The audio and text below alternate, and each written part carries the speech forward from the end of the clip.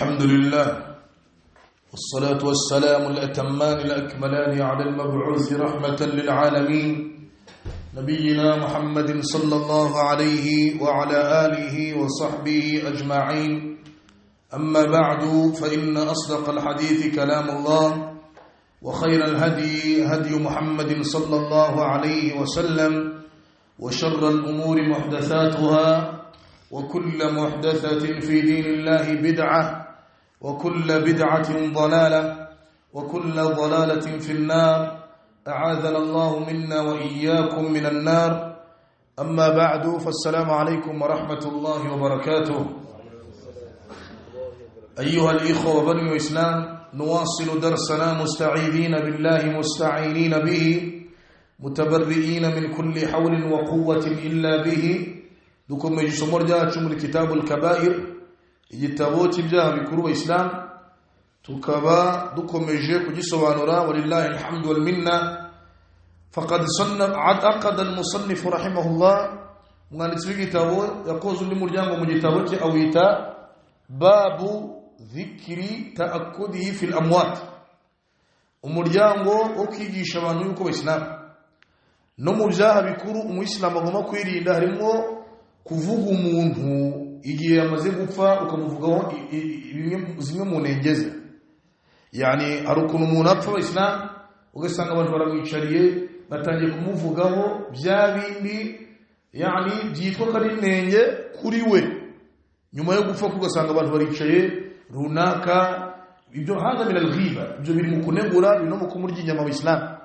No mpamvu Allah muri Qur'an yavuze ngo iki, wala yaghtab ba'dukum ba'dha, ngo muramenye mukicarire bagenzi banyu mubanegura. Ayuhibbu ahadukum an ya'kula lahma akhihi maytan, ngubu koko muri mwese hari uwakwishimira kurya inyama ya mugenzi we yapfuye. Ubwo bisobanuye ngo Islam burya iyo neguye umuntu ukamwandagaza ukamuvuga mu byicaro, ni nkaho uba uriye inyama ye n'ubundi yapfuye. Islam fakaifa nano bimaze gutigiye yapfuye neza neza kuko ari mu gitaka, ukamwicarira mu byicaro uri kumunegura umuvuga umwandarika. Islam hada ibi ngibi min al-kaba'ir, biri mu byaha bikuru umuyisilamu agomba kugendera kure. Umuyisilamu igihe amaze kwipfira aba agiye guhura n'ibindi ugomba kumuha agahenge, kuko n'ibindi agiye guhura nabyo ntabwo byoroshye. Islam byasobanutse ibi ngibi min al-kaba'ir, biri mu byaha bikuru. عن عائشة رضي الله عنها مرفوعا، حديث يتوسك عائشة رضي الله عنها أرفض يقول إنما محمد صلى الله عليه وسلم يفوزه لا تسبوا الأموات، ngomura menye mukihandagaze ngo mutuke umuntu wamaze kwipfira, nimukamutuke cyangwa se ngo mumwicarire mu byicaro mumusabire imivumo n'ibitutsi n'ibindi nk'ibyo bimuherekeza aho yiryamiye. ngo fa innahum qad afdaw ila ma qaddamu. Limadha? kubera impamvu Islam, kubera yuko aba bantu wasalu ila ma amilu min khairin aw shar, kuko baba bamaze guhura, baba bamaze kugera no kujya guhura n'ibyo bakoze, batangiye kubarurirwa. Sibyo Islam, yani umuntu yapfuye ubwo we tayari niba yarakoze neza yatangiye guhura n'ibyiza bye, niba yarakoze na nabi azab ibyo yatangiye guhura nabyo. ubwo rero mwe mu mwiyorere, kuko yatangiye guhura yahuye n'ibikorwa bye, afite ibindi bimuhugije n'ibyo ngibyo yibereyemo ibyo yakoze akiri ku isi. ubwo rero mwe muherekeresha imivumo n'iki n'ibitutsi, mbese mumuha agahenge, kuko naho ari ntabwo yorohewe. Sibyo Islam, naho ari ntabwo aba yorohewe. ubwo rero ntagire ibibazo bya hariya yari, kuko hariya Abayisilamu mu kaburi haberamo byinshi, hariya haberamo byinshi, cyane cyane ku bakoze nabi akaga n'amakuba bahura nabyo. N'uwakoze neza alhamdulillah afite ibyiza ahura nabyo, kandi biba bimuhugije ahugiyemo. ubwo rero ngo mwebwe ku isi mwasigaye mumuhagahenge mwihugireho mwe wo mumwiyorere kuko afite w'ibyo nawe yibereyemo sibyo Islam na iririre babazwa n'ibyawe wowe kiri ku isi utangire gutekereza ese nimfa nzajyana iki hari nawo kwita kuwigendeye mureke urugutunganya sibyo Islam kuko we nawe yatangiye guhura n'ibye bitandukanye n'ibyawe yasobanutse fa rasul abuze fa innahum qad afdaw ila ma qaddamu ba umuntu abayamaze kujya guhura n'ibye iyi si turiho ni darul amal naho gukora burya gukora nahanga ku isi iki cyo kivuga cyo gukora kugira ngo Allah turebe hanyuma uzakora neza zamushime uzakora nabi azabimuhembere bigendanye no kuyitwaye tabarakalladhi biyadihi almulku wa huwa ala kulli shay'in qadir alladhi khalaqa almauta wal hayata liyabluwakum ayyukum ahsanu amala wa huwa al-azizu al-ghafur Allah ngo ubuzima turimo bwano kuri isi yabuduha cyangwa se dushiramo liyabluwakum ayyukum ahsanu amala kugira ngo abagerageze n'ikizami turi ku kizami hano kugira ngo arebe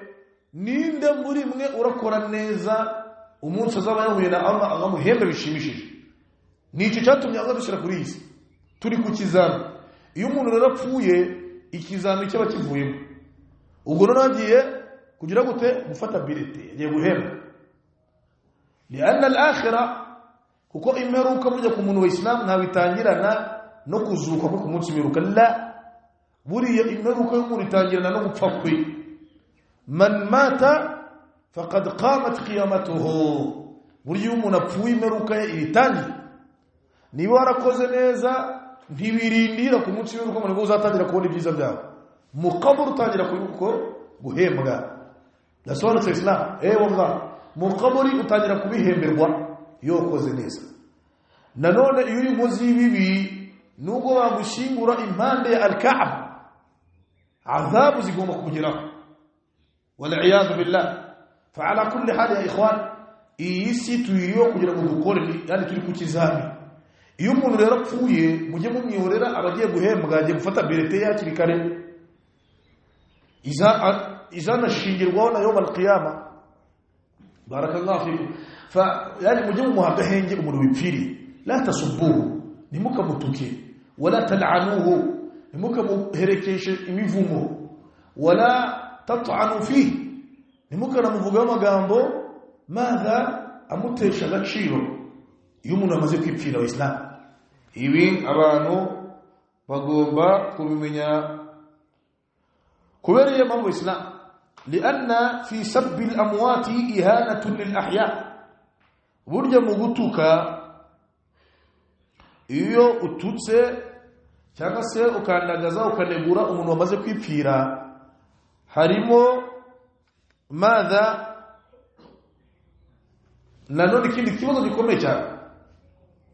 kihe nuko iyo ututse umuntu wipfiri ni ihanatun lil ahya uburyo ubututse unatesheje agaciro ba nyiri uwo muntu gutuka umuntu w'abandi wapfuye mu Islam ukamwandayika ukamunegura ihanatun lil ahya uba utesheje agaciro una bangamiye ba nyiri uwo muntu wa Islam faqad qala alayhi salatu wassalam rasul rawizu muri hadith rasul sallallahu alayhi wasallam yaravuze ngo la tasubbu al amwata ngo fatudhu al ahyaa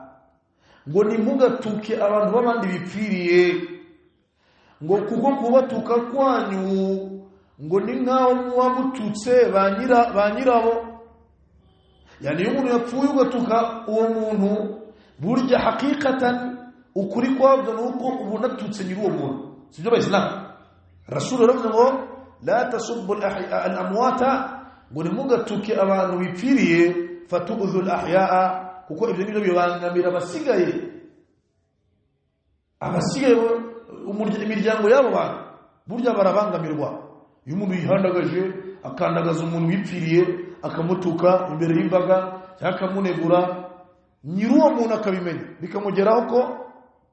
umuntu runaka arimo aratuka umubyeyi wabo n'urugero we wallahi ntabwo mucana waka yani icyo gihe nta mahoro araboneka kuko yani urababangamiye urimo urabatukira umuntu bari mu gahinda k'umuntu wabo sibyo Islam wagiye wewe uricaye uri kumunegura uri kumutuka uri kumulaana ubwo aba bantu bazabyishimira na abadan ma yumkin fa ala kulli hal la yajuzu abadan ntabwo byemewe umuntu kwihanagaza agatuka umuntu wabandi wipfiriye falhasil ubwo muri rusange sabbu al-amwat mahdhur min kulli al-wujuh gutuka abantu bipfiriye birabujijwe ni haram mu dini Islamu mu buryo bwari bwo bwose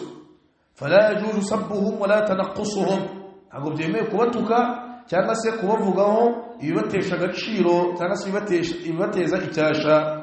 wa inma yundabu at-tarahhum ala amwat al-muslimin ahubwo icyo idini ridutoza rinaduhamagarira ni ugusabira imbabazi n'impuhwe abacu batuvuyemo babemera Imana tukabasabira kwande kwa Allah imbabazi niki n'impuhwe wa-du'a lahum no kubatakamiriye cyose mu busabe bwacu tubasabira kwa Allah ibyiza Allahumma nawwir quburahum mana shirul muri mva zabo Allahumma wasi' quburahum mana agura imva zabo mana Allahumma ighfir lahum warhamhum wa'afihim wa'fu anhum mana bagirira imbabazi bagirira impuhwe bababarire renzaho kubyo bagukoreye bibi ubibahanamureho ariyo maduwa burya tuba dusabwa gusabira abacu bitabye Imana amma asabbu washatmu wal'anu naho gutukana kwandagazanya gusebanya kandi umuntu yaramaze kwigendera fahada laysa min al-islam fi shay ibi nta hantu biri mu dini ya Allah subhanahu wa ta'ala. طيب المسألة الثانية مسألة يا كبير الإسلام مسألة يا كبير kugira ngo iyi mas'ala izi masail cyangwa se umuryango usobanuke amma iyo umuntu yapfuye agasiga uburozi ku isi fi dini mu dini ya Allah subhanahu wa ta'ala umuntu yapfuye yaragize gute yarayobeje ibiremwa byinshi abihamagarira inzira runaka abyereka yuko ari byo dini yani umuntu yari dhalun mudillun yari yarayobye anayobye abantu mu byerekeranye n'idini yande ya Allah subhanahu wa ta'ala hadha yudhkaru yaravugwa wa yuhadharu minhu akanihanangirizwa wa madha wa tudfanu bid'atuhu na bid'aye ibihimbano yasize kuri isi yereka abantu ko ari dini ibyo ngibyo bikamaganwa dasobanutse Islam. Izi hadisi ziri kuvuga umuntu ku giti cye mu cyubahiro cye umuntu wenda ari umusinzi umuntu hari ibyaha yakoraga ntago byemewe kumuvuga kubimuvugaho nyuma yuko yize gute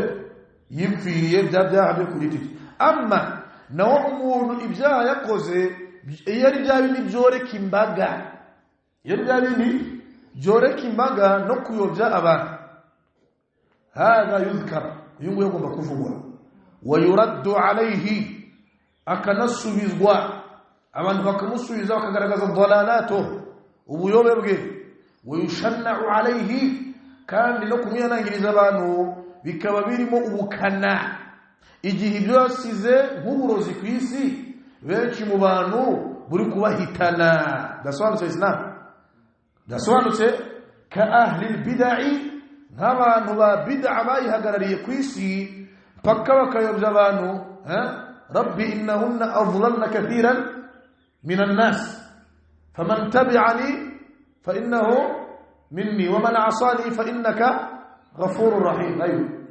Ibrahim nawe yarabivuze mana amasanamu y'ibintu barwase damaze kuyobya abantu benshi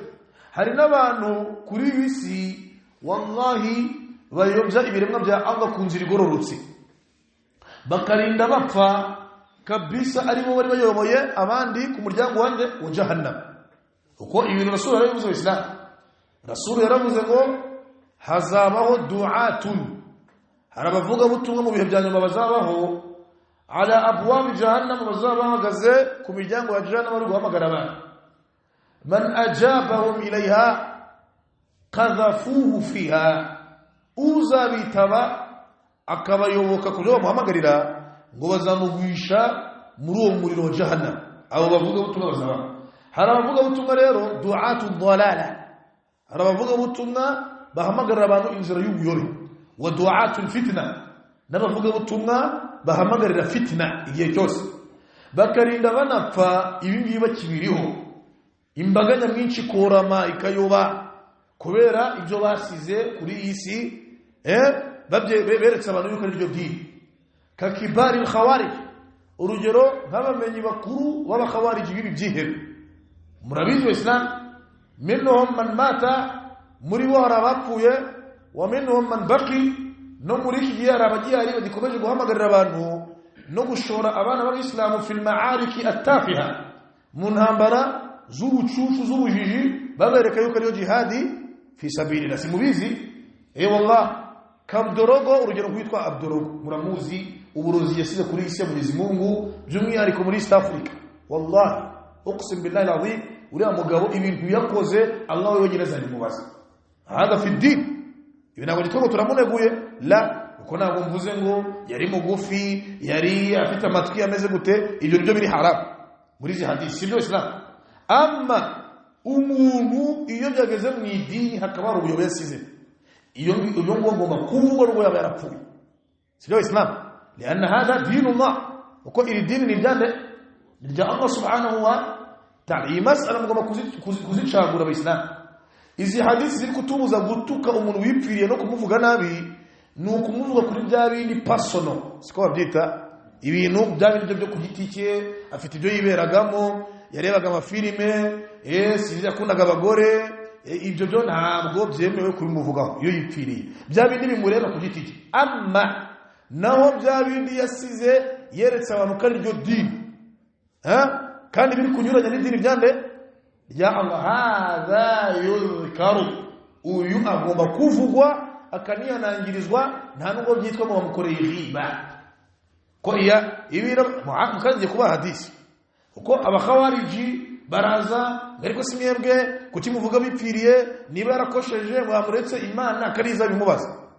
Umuntu arekura inyigisho zose cyari kukuyobya abantu ngo ntibazivuge ngo Imana bimwibariza. Umuntu hari ibyo yasize avuze, kathiru min an-nas yadhillun, benshi mu bantu bari kubiyoberamo. Ubwo umuntu nibamuvuge ngo muroya ngo mukuri ngo mureke Imana bimwibariza la. Hari hadithi iri muri sahih al-Bukhari, hadith mugomba kumenya Islam, hadith ya Anas bin Malik radiyallahu anhu. Qala Anas yaravuze ngo marru bi janaza فأثنوا عليها خيرا فقال عليه الصلاة والسلام وجبت. كيف نمى إيمان وإسلام hari jeneza bigeze gutambutsa,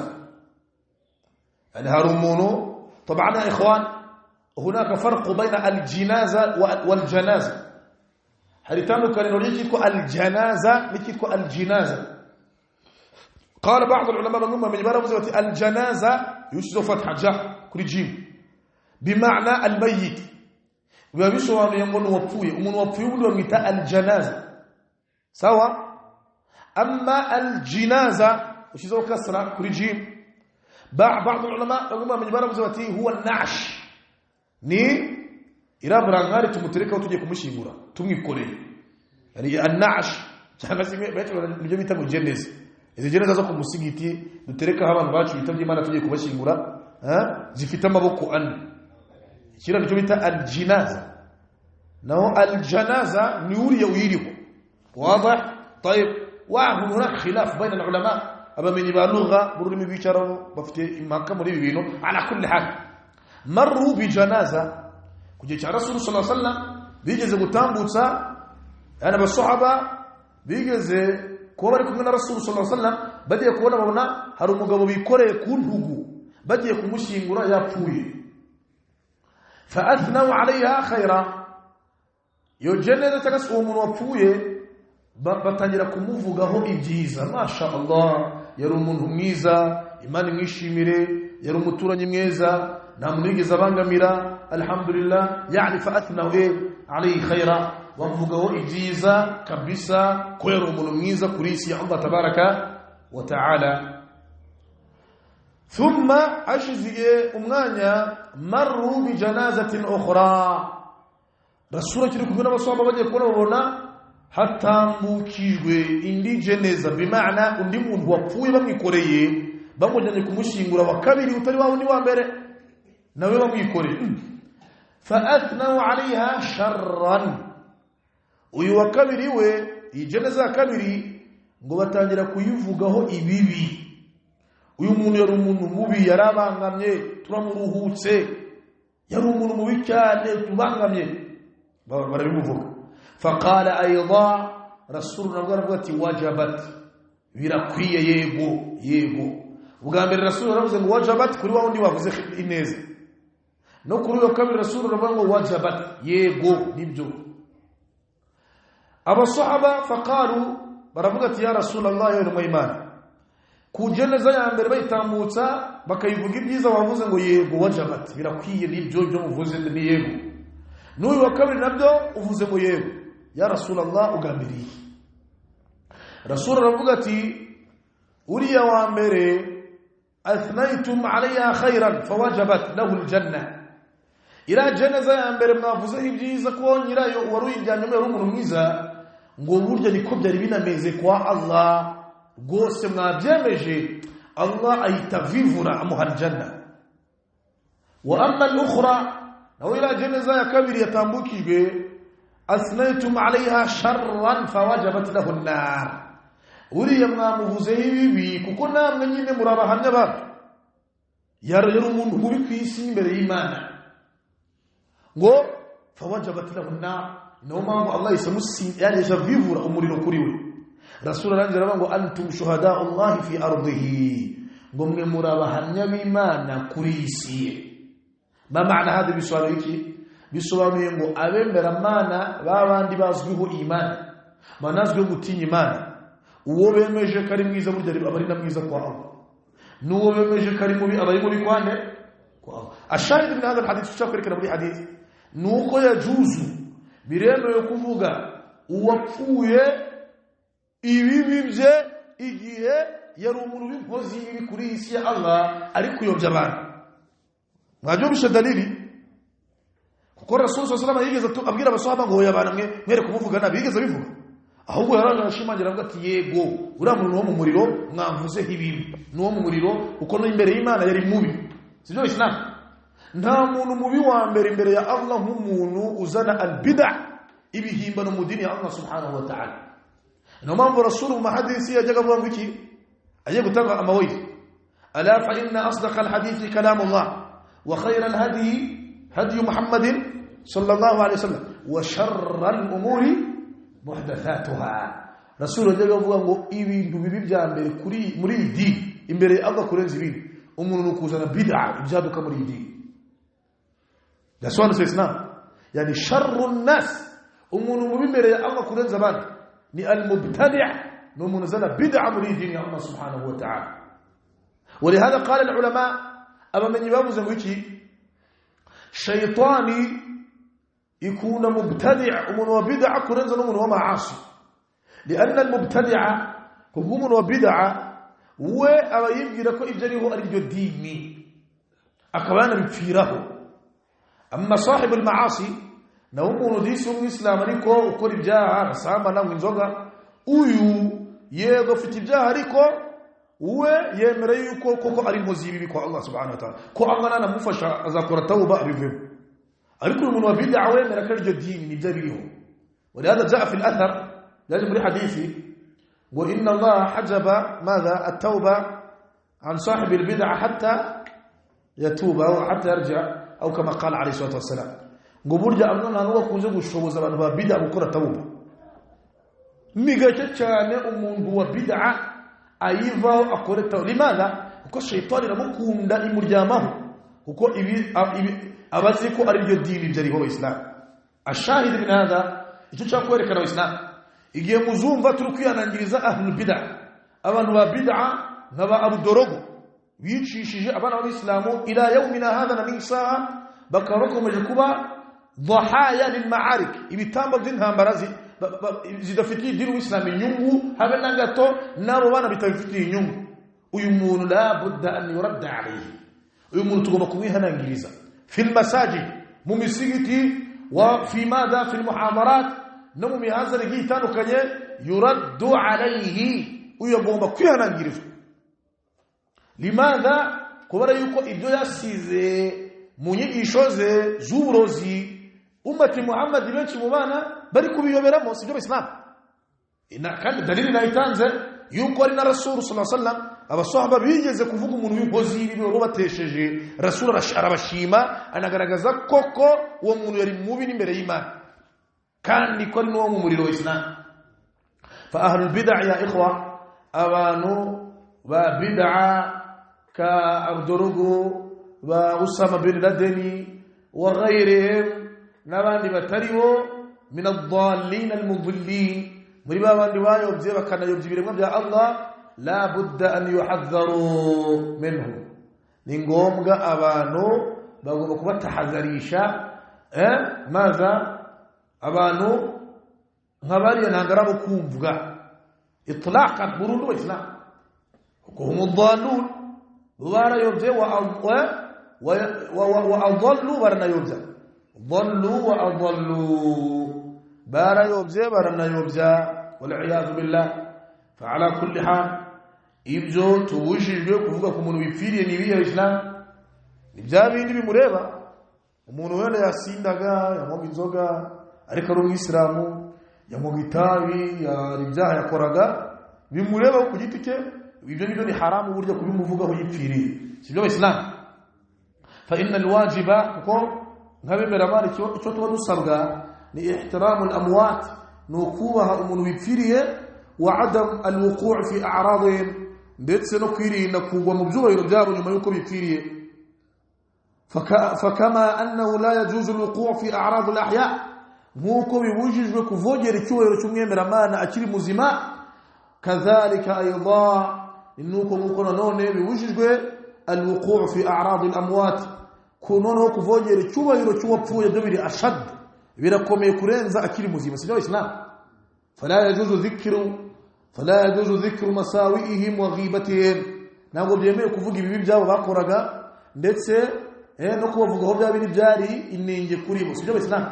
ntabwo byemeye kabisa umuntu wipfiriye naam kumwandagaza no kumwandarika no kumutuka no kumusebya umuvugaho bya bindi byari inenge kuri we cyangwa se bya bindi byari umwihariko kuri we akora nk'amaasi sibyo Islam falwajibu alaina icyo tuba dusabwa ni atarahum alayhi kubasabira impuhwe kwa Allah wadu'a lahum no kubatakambira kwa Allah yuko Allah aborohereza abo baryamye ibyo nibyo biri wajib fa innahum qad afdaw ila ma qaddamu kuko buryo umuntu yapfuye aba yagiye guhura n'ibyo yakoze tujye tumuha gahenge sibyo Islam amma n'abantu ba bid'a babandi basize basenya idini bakongera muri idini bitarimo abo ngabo yajuzu shar'an bireme mu dini Islamu kubavuga no kwereka bemera mana uburozi basigiye abantu sibyo Islam wa hadha amana ibiri n'indagizo na amana zifitwe n'abamenyi wa tulabul ilm n'abanyeshuri bataragira ku rwego rw'abamenyi ariko bigidini mu nshingano zacu harimo tahdhirul muslimin madha harimo kwihanangiriza abayisilamu ibyasizwe n'ababudorogo n'abandi bameze nkabo min ad-dallin al-mudillin basize bayobeje ibirimo by'amizwo nasobanutse Islam n'abandi bagiye basiga amateka yo kuyobya abantu muri babyitirira Imana n'intumwa yayo tugomba kubigaragariza abantu ubuyobe burimo nasobanutse Islam barakallahu fikum wa la'allana naktafi bihadha al-qadar katugarukira ngaha wallahu ta'ala a'la wa a'lam wa sallallahu ala nabiyyina Muhammadin wa ala alihi wa sahbihi wa sallam. Wassalamu alaykum wa rahmatullahi wa barakatuh.